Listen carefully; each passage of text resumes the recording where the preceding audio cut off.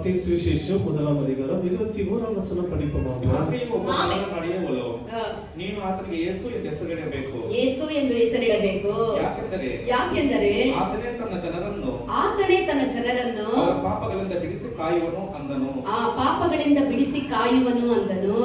హల్లెలూయా. తెలుగులో ఆమె ఒక కుమారుని కనును తన ప్రజలను వారి పాపముల నుండి పాపము నుండి ఆయనే రక్షించును గనుక ఆయనకి యేసు అనే పేరు పెట్టుదు అనెను. యేసు అనే పేరు పెట్టుదువు అనెను. తమిళ్ల அவர் குமாரனை பெறுவாள். அவருக்கு இயேசு என்று பெயரிடுவாயாக.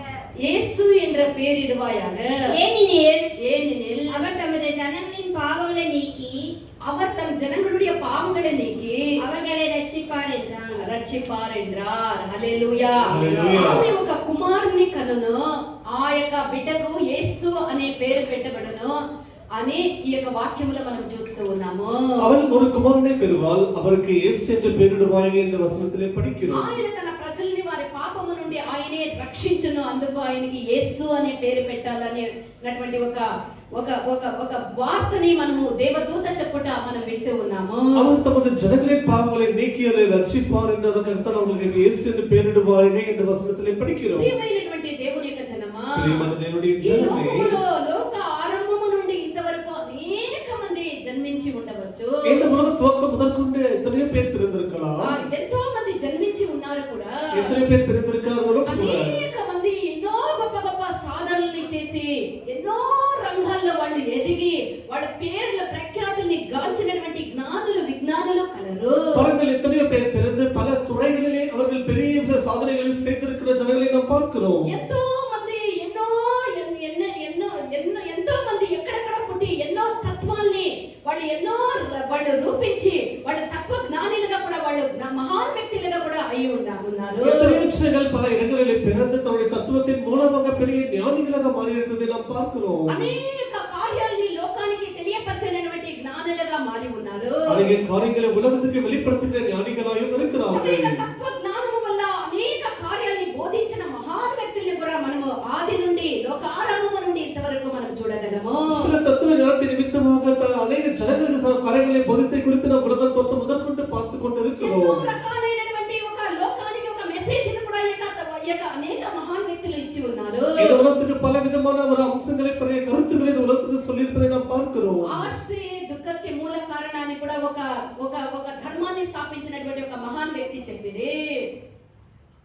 ఆశే దుఃఖానికి మూల కారణము. ஆசை தான் நம்முடைய துக்கத்திற்கு மூல காரணம் என்று ஒரு பெரிய ஒரு மகானியர் சொல்லி இருக்கிறார். దుఃఖానికి కారణము మన యొక్క ఆశయమైనటువంటి కార్యాన్ని మీద కూడా ఎన్నో తత్వజ్ఞానులు ఎన్నో రకాలైనటువంటి వాళ్ళ బోధనల ద్వారా వాళ్ళు చేసి ఉన్నారు. நம்முடைய ஆசைகள் தான் நம்முடைய துக்கத்திற்கு மூல காரணம் என்று சில ஞானிகள் சொல்லி இருக்கிறார்கள். ఈ విధముగా చెప్పి వాళ్ళు జీవించి వాళ్ళు మరణించి ఎంతో మంది వాళ్ళు అనేక రకాలైనటువంటి మతాల్ని స్థాపించి మరణించి ఉన్నారు. அவர்கள் இப்படி எத்தனையோ ஞானிகள் பிறந்து தன்னுடைய மதத்தை ஸ்தாபித்து மரித்து போயிருக்கிறார்கள். మరి యేసు క్రీస్తు యొక్క జననమైనది ఆ విధముగా కాదు. ஆனால் நம்முடைய இயேசுவுடைய பிறப்பு அப்படிப்பட்டது அல்ல. మరి యేసు క్రీస్తు యొక్క జననమే గాని ఆయన యొక్క జీవితమే గాని అందరికంటే ఈ లోకములో పుట్టినటువంటి ఆది నుండి ఇంతవరకు పుట్టినటువంటి అందరికంటే ఒక విశేషమైనటువంటి జననమే మన ప్రభు అయినటువంటి యేసు క్రీస్తు యొక్క జననము. இயேசுவுடைய பிறப்பு என்று சொல்வது அவர் வாழ்ந்த ஜீவியம் என்று சொல்வது எல்லாரை பார்க்கும்போது மற்றவர்களுடைய பிறப்புக்கு அவருடைய ஜீவிதத்திற்கு மிக மாறுபட்ட வித்தியாசமானதாக యేసు ప్రభు యొక్క జననము అందరి వల్ల ఏదో అనుకోని రీతిలో హఠాత్తుగా అనుకోని రీతిలో పుట్టినటువంటి వారు యేసు ప్రభు కాదు. இயேசுவானவர் எல்லாரையும் போலவே ஏதோ திடீரென்று பிறந்தவர் அல்ல. ఆయన పుట్టుటకు ముందే அவர் பிறப்பதற்கு முன்பாக దాదాపు 700 సంవత్సరాలకు క్రితమే இயேசு பிறப்பதற்கு முன்பாக ஏறக்குறைய 700 வருஷங்களுக்கு ప్రవక్త అయినటువంటి యెషయా ఇంకా అనేక ప్రవక్తలు ఆయన యొక్క జననమును గురించి ఆయన పుట్టేదానికి అనేక వందల సంవత్సరాల క్రితమే ఆయన జననాన్ని గురించి ప్రవచనాలు పలికి ఉన్నారు. ஏசாயா தீர்க்கதரிசியின் மூலமாக ஏறக்குறைய 700 வருஷங்களுக்கு முன்பாக இயேசு பிறப்பதற்கு முன்பாகவே சொல்லப்பட்டிருக்கிறது. యెషయా ప్రవక్త మాత్రమే కాకుండా అనేక మంది ప్రవక్తలు యేసు ప్రభు యొక్క జననమును గురించి ఆయన పుట్టుటకు ముందే ఆయన యొక్క జననమును గురించి ప్రవచనములు పలికి ఉన్నారు. ஏசாயா தீர்க்கதரிசி மாத்திரம் இல்லாமல் எத்தனையோ தீர்க்கதரிசிகள் இயேசு பிறப்பதற்கு முன்பாக அவருடைய பிறப்பை குறித்து சொல்லி இருக்கிறார்கள். ఆయన జననమును గురించి మాత్రమే కాక அவருடைய பிறப்பை குறித்து மாத்திரமே ఆయన జీవితమును గురించి அவருடைய జీవితం ఆయన చేయవలసినటువంటి కార్యముల గురించి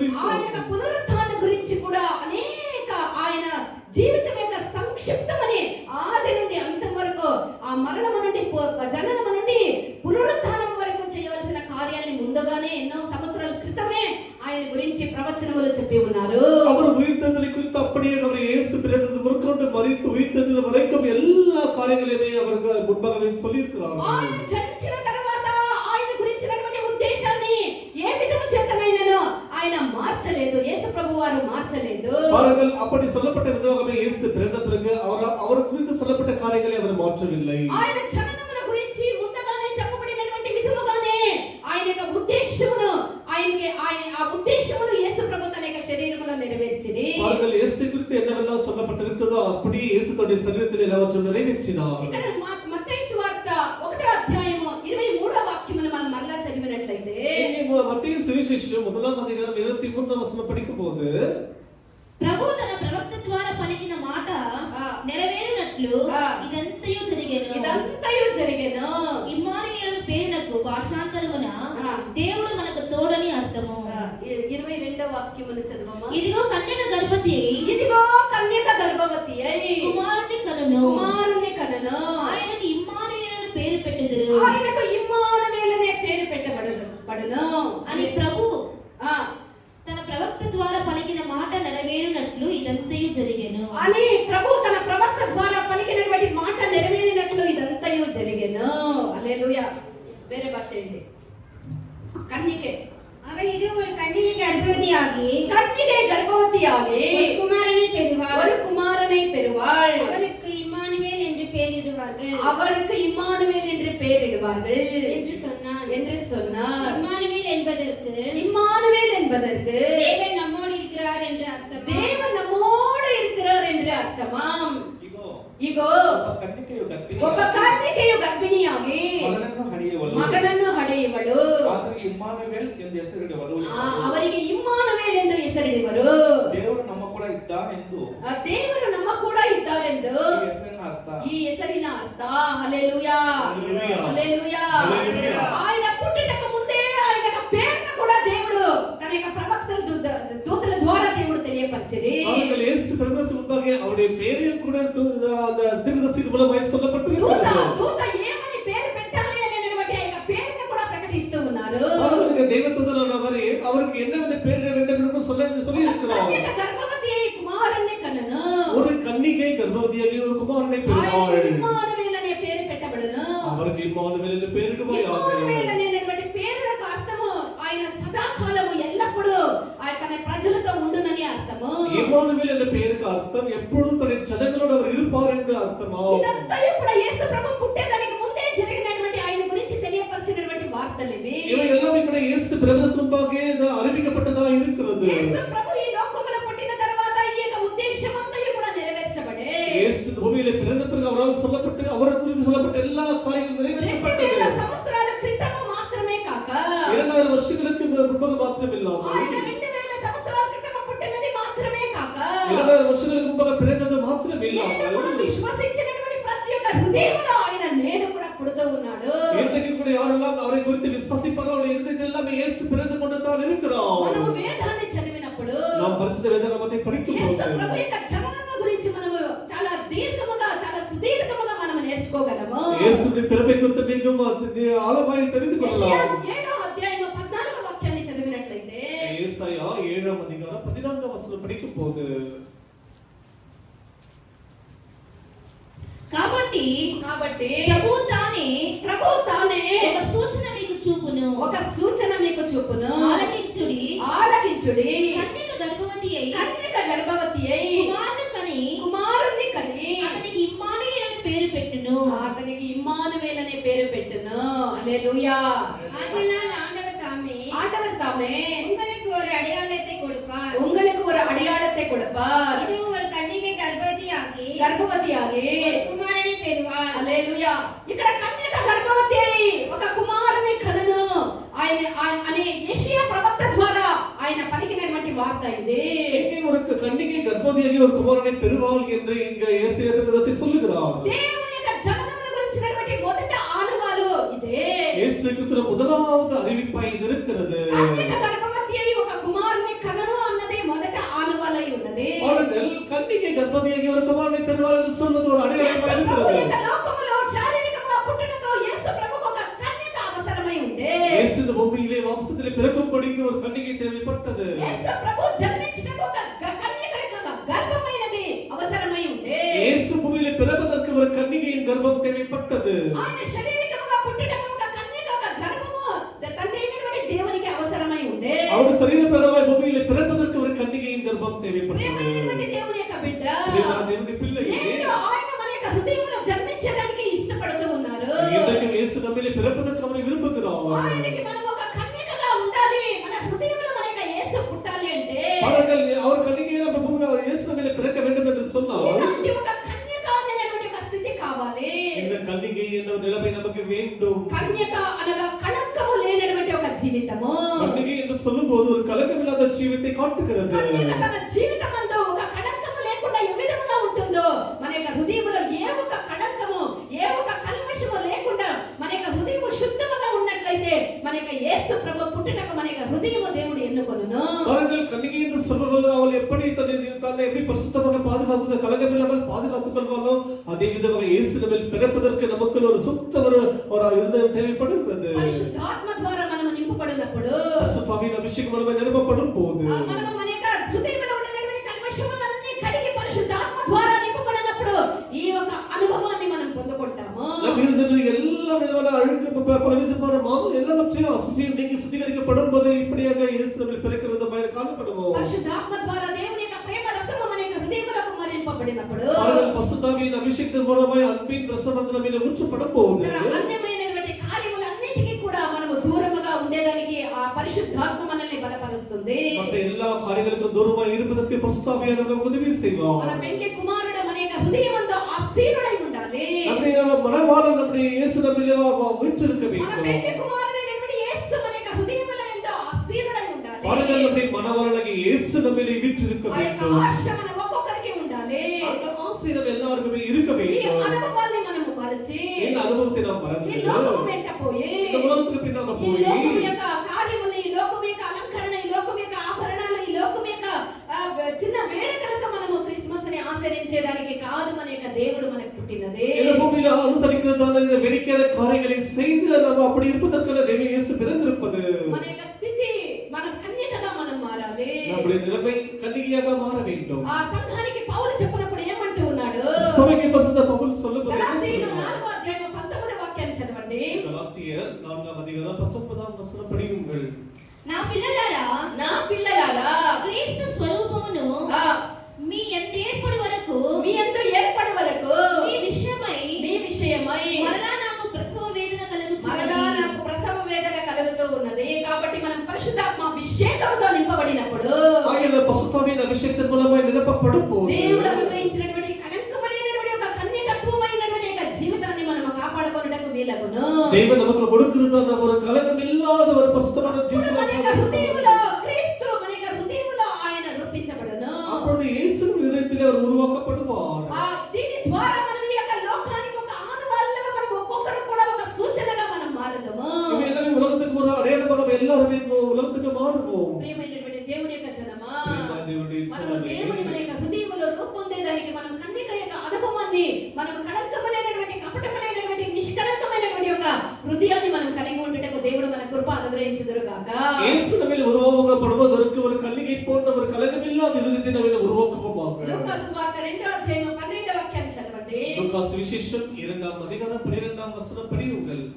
ಆತನು ನಿಮಗೆ ಗೊತ್ತಾಗುವುದಕ್ಕೆ ಗುರುತೇನೆಂದರೆ ಗುರುತೇನೆಂದರೆ ಬಟ್ಟೆಯಿಂದ ಸುತ್ತಿರುವ ಒಂದು ಕೂಸು ಆ ಬಟ್ಟೆಯಿಂದ ಸುತ್ತಿರುವ ಒಂದು ಕೂಸು ಗೋದಲಿಯಲ್ಲಿ ಮಲಗಿರುವುದನ್ನು ಕಾಣುವಿರಿ ಎಂದು గోదలిಯಲ್ಲಿ మలగిరుವುದನ್ನು ನೀವು ಕಾಣುವಿರಿ. ఆయన లోక రక్షకుడైనటువంటి యేసు పుట్టినందుకు ఒక సూచన మరొక సూచన ఇక్కడ చెప్పబడుతూ ఉన్నది. இங்கே இயேசு பிறந்ததற்கு இன்னொரு அடையாளம் சொல்லப்படுகிறது. ఒక శిశువు పొత్తి గుడ్డలో చుట్టబడి ఒక తొట్టిలో పశువుల పాకల పరుండ పెట్టి ఉండటం మీరు చూసెదరు. ஒரு பிள்ளையை துணிகளை சுற்றி கிடத்தி இருப்பதை நீங்கள் காண்பீர்கள். ఇదే మీకు సూచన. இதுவே உங்களுக்கு அடையாளம். దేవదూతల కాపర్లతో చెప్పినటువంటి వాక్య కార్యం ఇదే. என்று தேவதூதர்கள் அந்த மெய்ப்பர்களுக்கு சொன்ன அடையாளமாக இருக்கிறது. రక్షకుడు పశువుల పాకలో పొత్తి బట్టలో చుట్టబడి అక్కడ పశువుల యొక్క తొట్టి దగ్గర పశువుల యొక్క పాకల పరుండ పెట్టి ఉండను. ఇదే యొక్క సూచన ఆనవాలని కాపర్లు యొక్క కాపరులతో దేవదూతలు చెప్పినటువంటి వార్త ఇది. உலக ரட்சகர் பிறந்திருக்கிறார். அவர் ஒரு மாட்டு தொழுவத்திலே பிறந்திருப்பார். அங்கே அந்த மாடுகள் கட்டுகிறதான முன்னணியிலே ஒரு பிள்ளை துணிகளில் சுற்றப்பட்டு கிடத்திருக்கப்படும். அதுதான் உங்களுக்கு இது அடையாளம் என்று சொல்லப்படுகிறது. యేసు ప్రభు ఒక సాధారణమైనటువంటి వారు కాదు. యేసు సాధారణమైనవారు అల్ల.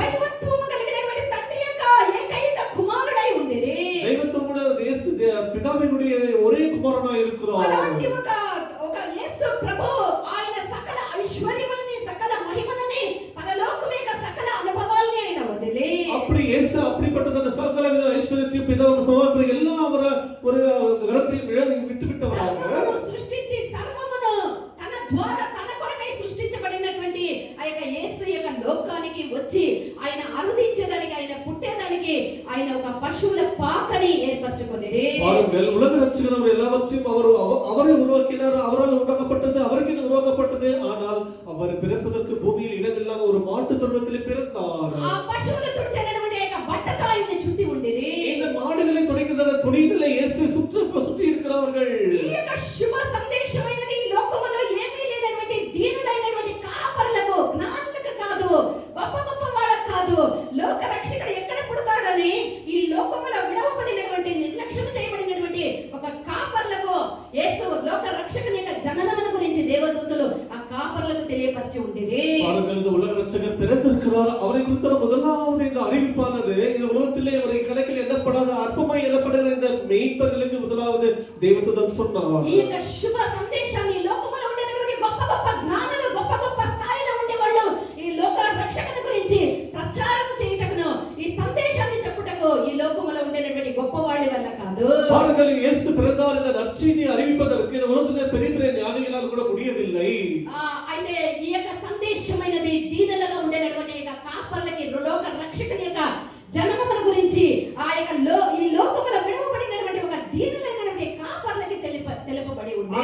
இயேசு பிறந்திருக்கிற உலக ரட்சகர் பிறந்தார் என்ற ஒரு நற்செய்தியை அறிவிப்பதற்கு தேவன் அறிந்து கொண்டது இந்த மெய்ப்பர்களை தெரிந்து ఈ கொண்டார். దినాల్లో కూడా గొప్ప గొప్ప వాళ్ళు రక్షించబడేది అరుదై ఉన్నది. ఈ நாட்களிலே பெரிய பெரியவர்கள் ரட்சிப்பது பெரிய அரிதான காரியமாக இருக்கிறது. మనలాంటి దీనులే దేవుని అంగీకరించి నిజమైనటువంటి క్రీస్తును మనము సొంత రక్షకునిగా అంగీకరించడానికి మనలాంటి కాపరులను ఏ విధముగా ఎన్నుకొనిరో మనల్ని దేవుడు ఎన్నుకుంటూ ఉన్నారు. அந்த நாளிலே எப்படி எல்லாரும் ஒதுக்கப்பட்ட ஒரு அபமை எனப்படுகிற மெய்ப்பர்களை தேவன் தெரிந்து கொண்டாரோ அப்படியே தேவன் நம்மையும் தெரிந்து கொண்டிருக்கிறார். దీనులై ఉన్న వారికి దేవుడు దీనులకు దేవుడు సమీపస్తుడై ఉన్నాడు. யாரெல்லாம் தாழ்மையா இருப்பார்களோ அவருக்கு தேவன் நெருக்கமாக இருக்கிறார். మాత్రమే దీనత కలిగిన వాళ్ళు మాత్రమే ఈ యొక్క క్రీస్తుని కనుగొనడానికి వీలగును. யாரெல்லாம் தாழ்மையா இருப்பார்களோ அவர்கள் மாத்திரமே இயேசுவை கண்டுகொள்ள முடியும். నిజమైనటువంటి రక్షణ నిత్య జీవముని పొందేదానికి మనలో దీనత ఉండాలి. అతిశయము, హెచ్చింపు, నేనే జ్ఞానిని, నాకే అన్ని తెలుసు అనేది వాళ్ళు యేసుని కనుగొనలేరు.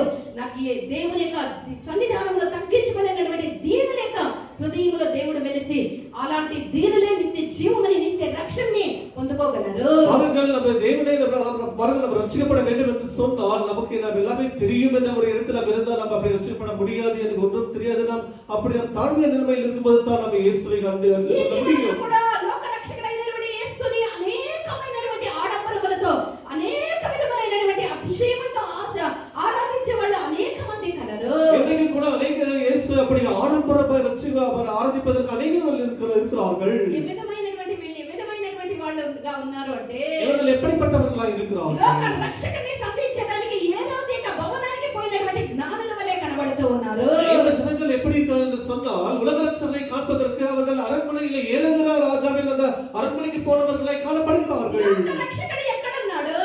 உலக ரட்சகர் எங்கே இருக்கிறார்? లోక రక్షకుడు అంతఃపురములో లేదు. அரண்மனையில் இல்லை. உலக రక్షకుడు రాజభవనములో లేదు. உலக ரட்சகர் ஒரு அரண்மனையில் இல்லை. లోకాన్ని రక్షించేటటువంటి లోక రక్షకుడు ఎక్కడ ఉన్నాడు అంటే உலக ரட்சகர் எங்கே இருக்கிறார்? లోకాన్ని సృష్టించినటువంటి లోక రక్షకుడు ఎక్కడ ఉన్నాడు అంటే இந்த உலகத்தை ரட்சிக்கிற உலக ரட்சகர் எங்கே இருக்கிறார் என்று சொன்னால் ఆయన్ని వెతుక్కొని రాజభవనానికి పోతే, అంతఃపురానికి పోతే నువ్వు ఆ లోక రక్షకుని కనుగొనలేవు. அவரை தேடும்படிக்கு நீ அரண்மனையில் போய் ராஜபவனத்தை தேடினால் அங்கே நீ கண்டுபிடிக்க లోక முடியாது. రక్షకుడు ఒక పశువు యొక్క పాకలో ఉన్నాడు. உலக ரட்சகர் ஒரு மாட்டு தொழுவத்தில் இருக்கிறார். విలువైనటువంటి వస్త్రములతో అలంకరించబడినటువంటి ఒక శిశువుగా కాదు, పశువుల యొక్క పశువులకు ఉపయోగించినటువంటి ఆ యొక్క గుడ్డలతో చుట్టబడినటువంటి ఒక బిడ్డ పశువులు ఉండేటటువంటి స్థలములో ఆయన పరుండబెట్టి ఉన్నాడు. ஒரு வெளியேறப்பட்ட துணிகளை சுத்தப்பட்டு ஒரு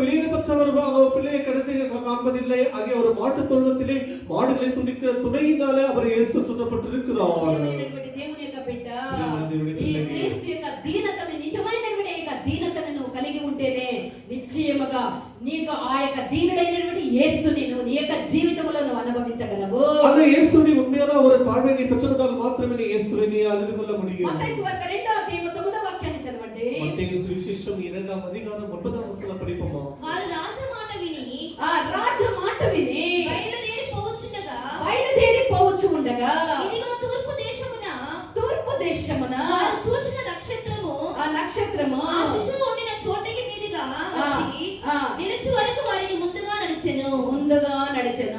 ఇక్కడ ఒక నక్షత్రాన్ని గురించి చూస్తూ ఉన్నాము.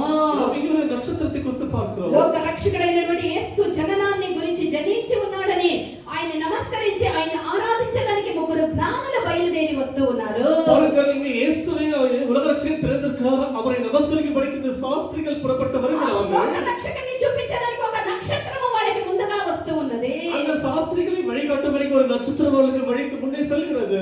ఆ యొక్క వాడు మార్గ మధ్యమున వాడి యొక్క ఆ నక్షత్రాన్ని వెంబడించకుండా వాడు స్వంత జ్ఞానాన్ని ఉపయోగించరే. அந்த వழியிலே அவர்கள் அந்த நட்சத்திரத்தை பின்பற்றாமல் தன்னுடைய சொந்த ஞானத்தில் ஆதரப்பட்டு వాడు போனார்கள். బెత్లెహేమునకు పోవుటకు ప్రతిగా அவர்கள் பெத்லகேமுக்கு போவதற்கு பதிலாக హేరోదు యొక్క అంతఃపురానికి ఆ యొక్క అంతఃపురానికి ఆ యొక్క భవనానికి వెళ్ళిరే. హేరోదు రాజు అరణ్యమునకు పోయివిட்டார்கள். ఎందుకనగా లోక రక్షకుడైనటువంటి యేసు ఒక అంతఃపురములో జన్మించి ఉంటారని ఆ జ్ఞానులు తమ స్వంత జ్ఞానాన్ని అనుసరించి రాజభవనానికి వెళ్ళిరే. அந்த சாஸ்திரிகள் ஞானிகள் இயேசு உலக ரட்சகர் எங்கே பிறந்திருப்பார் என்று சொன்னால் அவர் அரண்மனையில் தான் பிறந்திருப்பார் என்று போனார்கள். వాళ్ళు అనుభవించినటువంటి యాతనలు, బాధలు, నానా రకాలైనటువంటి బాధలు వాళ్ళు అనుభవించవలసి వచ్చే. இது நிமித்தவர்கள் அநேக பல இன்னல்களுக்கு ஆளாக மாறினார்கள். ప్రియమైనటువంటి దేవుని యొక్క బిడ్డ, మన దేవుని పిల్లకి మన స్వంత జ్ఞానముతో మనము లోక రక్షకుడిని వెతకలేము. మన సొంత జ్ఞానத்தினால் உலக ரட்சகரை பின்பற்ற முடியாது. మనము దేవుని యొక్క ప్రకటనలు, దేవుని యొక్క సేవకులు బోధించినటువంటి దేవుని యొక్క ప్రకటనల్ని మనం పొందుకొని వాడి యొక్క నడిపింపునకు, ఆ నక్షత్రం యొక్క నడిపింపునకు మనము నడిస్తేనే నిశ్చయముగా లోక రక్షకుని మనం కనుగోగలము. நம்மை நடத்துகிற முழைக்காக சொல்லுகிற அந்த வசனத்தின்படி அந்த காரியங்களை நடந்தால் மாத்திரமே உலக ரட்சகரை நாம் பின்பற்ற முடியும். நம்முடைய சொந்த ஞானத்தினால் போனால் நாம் கண்டுகொள்ள అనేకులు సొంత முடியாது. మార్గముల వెతికి దారి తప్పిపోయి ఉన్నారు. அநேகர் சொந்த வழியை பின்பற்றி அவர்கள் வழி தவறி போயிருக்கிறார்கள். పూర్ణంగా యేసు స్వామిని, యేసు క్రీస్తును అనుభవించుటను వదిలి முழுவதுமாக இயேசுவை அனுபவிப்பதை விட்டுவிட்டு సరైనటువంటి స్థలాల్లో ఉన్నామని, సరైనటువంటి స్థలము కానటువంటి స్థలములో ఉండుట ఎంతో పరితాపముగా ఉన్నది. ஒரு சரியான இடத்தை விட்டுவிட்டு ஒரு சரியில்லாத இடத்தில் இருப்பது எவ்வளவு பரிதாபம் ஒரு காரணமாக இருக்கிறது. ఇక్కడ ఏ రోజు కూడా ఆ లోక రక్షకుని చూడాలన్నటువంటి ఒక ఆశ, తపన, ఆశ అంటే ఆశ కాదు, ఆ వేషముతో కూడినటువంటి ఒక తపన ఏ రోజులో కూడా ఉన్నది. பாருங்கள், இங்கே ஏறுக்கு கூட இயேசுவை காண வேண்டிய ஒரு ஆசை, ஒரு வேஷத்தை அவர் தரித்து கொண்டிருக்கிறார். అలాంటి ఒక హృదయం కలిగినటువంటి ఏ రోజు యేసు ప్రభుని తన యొక్క జీవితంలో అనుభవించడానికి వీలు కానే కాదు. அப்படிப்பட்ட இருதயம் உள்ள ஏரோது தன்னுடைய ஜீவிதத்தில் இயேசு அனுபவிக்கவே முடியாது. ప్రియమైనటువంటి దేవుని యొక్క బిడ్డ, பிரியமான தேவனுடைய మన பிள்ளையே, సొంత జ్ఞానాన్ని మనం అనుసరించి నడిచినట్లయితే நம்ம சொந்த ஞானத்தை பின்பற்றி நடப்போம் என்று சொன்னால் నిశ్చయముగా మన యొక్క జీవితాల్లో మన యొక్క యేసుని మనం అనుభవించలేము. உண்மையிலே நம்ம இயேசுவை நாம் பின்பற்றி நடக்க முடியாது. తూర్పు దేశములో ఉండేటటువంటి యొక్క జ్ఞానులు నక్షత్రాన్ని గమనించక பாருங்கள், கிழக்கில் வந்த அந்த நட்சத்திரத்தை அந்த சாஸ்திரிகள் பின்பற்றி తమ நடந்த సొంత போது జ్ఞానముతో దారి తప్పిపోయిరి. சொந்த ஞானத்திலே தவறி போனார்கள். ఏ రోజు యొక్క అంతఃపురానికి ఆ యొక్క వాళ్ళు పోయి అక్కడ యేసుని వెతికిరి. பாருங்கள், ஏரோதின் அரண்மனையிலே போய் இயேசுவை தேடினார்கள். అక్కడ యేసుని కనుగొనలేదు. அங்கே இயேசுவை காண முடியவில்லை. ఆ యొక్క నక్షత్రము వాళ్ళని సరైనటువంటి స్థలానికి దారి నడిపించే. மீண்டுமாக அந்த நட்சத்திரம் அந்த சாஸ்திரிகளை ஞானிகளை வழி நடத்தினது. పోయి నానా బాధలు అనుభవించి వచ్చేంత వరకు ఆ నక్షత్రం అక్కడే ఉంది. వాళ్ళు వచ్చి చూడగా నక్షత్రమును చూసి మరలా నక్షత్రాన్ని వెంటాడి పడిపోయిరి. பாருங்கள், அவர்கள் அந்த அரண்மனையில் போய் இயேசு இல்லை என்று கண்டு திரும்பி வந்த போது அது வரைக்கும் அந்த நட்சத்திரம் அங்கேயே ఆ నక్షత్రము నేరుగా పశువుల పాక దగ్గరికి తీసుకొని పోయి அந்த நட்சத்திரம் அந்த ஞானிகளை சாஸ்திரிகளை ஒரு மாட்டு தொழுத்து கொண்டு போனது. తొట్టి గుట్టలో చుట్టబడి ఆ తొట్టి దగ్గర పడుండబెట్టినటువంటి ఆ యొక్క శిశువుని, ఆ యొక్క జ్ఞానులు చూసిరి. அவர் துணியில் சுத்தப்பட்ட ஒரு பிள்ளையாக அந்த ஞானிகள் ఆ கண்டார்கள். జ్ఞానులు చూసిన వెంటనే సాగిలపడి அந்த ஞானிகள் அந்த பிள்ளையை கண்ட உடனே அவர்கள் சாஷ்டாங்கமாய் வணங்கி ఆ పూజించి నమస్కరించి ఆరాధించిరి. அவரை நமஸ்கரித்து அவரை ஆராதனை செய்தார்கள். ఆ శిశువుకు ఆ జ్ఞానులు సాగిలపడి పూజించిరి. அந்த பிள்ளைக்கு அந்த சாஸ்திரிகள் வணங்கி ஆராதனை செய்திருக்கிறார்கள். ప్రియమైనటువంటి దేవుని యొక్క బిడ్డ, தேவனுடைய பிள்ளையே, మన స్వంత జ్ఞానముతో మనము దేవుని యొక్క పూర్ణతని మనం పొందలేము. சொந்த நேரத்திலே கர்த்தருடைய பரிபூர்ணத்தை பெற క్రీస్తు యొక్క முடியாது. పూర్ణతని మనము పొందాలి అంటే கிறிஸ்துவின் பரிபூர்ணத்தை பெற வேண்டும் என்று సరైనటువంటి சொன்னால் ఉపదేశాల్ని బోధించే బోధించినటువంటి ఆ యొక్క ఉపదేశాల్లో ఉండే సారాన్ని మనము వాక్యాన్ని అనుసరించి వాక్యములో ఉండే సారాన్ని మనం అనుభవించి పూర్ణత నుండి పూర్ణతకు మనం సాగిపోవాలి. சரியான உபதேசத்தை கேட்டு அதில் இருக்கிற சாராம்சத்தை பெற்றுக்கொண்டு அதை நாம் அனுபவித்து பூர்ணத்தை பரிபூர்ணத்தை நாம் கடந்து செல்ல வேண்டும். జ్ఞానులను ఈ యొక్క నక్షత్రమే దారి నడిపించే. இந்த ஞானிகளே சாஸ்திரிகளே இந்த நட்சத்திரம் தான் வழி நடத்தினது. ప్రియమైనటువంటి దేవుని యొక్క బిడ్డ, దేవుని పిల్ల, నీ యొక్క జీవితాన్ని నీ యొక్క దేవునికి నువ్వు అప్పగించినట్లయితే உன்னுடைய ஜீவித்தை நீ கர்த்தருக்கு ஒப்புக்கொடுப்பாய் என்று சொன்னார். కన్యక వలె నీ జీవితాన్ని పరిశుద్ధపరచుకొని கலங்கமில்லாத ஒரு கன்னிகை போல உன்னுடைய ஜீவித்தை பரிசுத்தப்படுத்திக் கொண்டு నీ యొక్క జీవితాన్ని నువ్వు తగ్గించుకొని உன்னுடைய జీవితాన్ని நீ தாழ்த்திக் கொண்டு ఉపదేశమునకు దేవుని యొక్క వాక్యానికి మనం అప్పగించి నడిచినట్లయితే దేవుని వసంతకు ఉపదేశకులపై తాழ்తినమై నడకపోదు. క్రీస్తు యొక్క నిజమైనటువంటి ఆ యొక్క పుట్టుక యొక్క క్రీస్తు యొక్క జననం యొక్క ఆశీర్వాదమని మనం పొందగలము. క్రీస్తుని పిరపనుడి ఆశీర్వాదத்தை நாம் எல்லாரும் பெற்றுக்கொள்ள முடியும். మనము ఆ యొక్క నిజమైనటువంటి క్రీస్తు జననం యొక్క ఆశీర్వాదముని పొందుకునేదానికి దేవుడు మనకి సరైనటువంటి జ్ఞానమునిచ్చి దీనతనిచ్చి కృపనిచ్చి పరిశుద్ధతనిచ్చి దేవుడు నడిపించును గాక. அந்த உண்மையான கிறிஸ்துவின் பிறப்பின் ஆசீர்வாதத்தை பெற்றுக்கொள்வதற்கு தேவன் நமக்கு ஞானத்தையும் தாழ்மையையும் கிருபையையும் கொடுத்து பரிசுத்தத்தை கொடுத்து தேவன் நம்ம எல்லாரையும் நடத்துவாராக. అదే నిజమైనటువంటి క్రిస్మస్ పండుగ. அதுதான் உண்மையான கிறிஸ்துமஸ் பண்டிகையாக இருக்கிறது.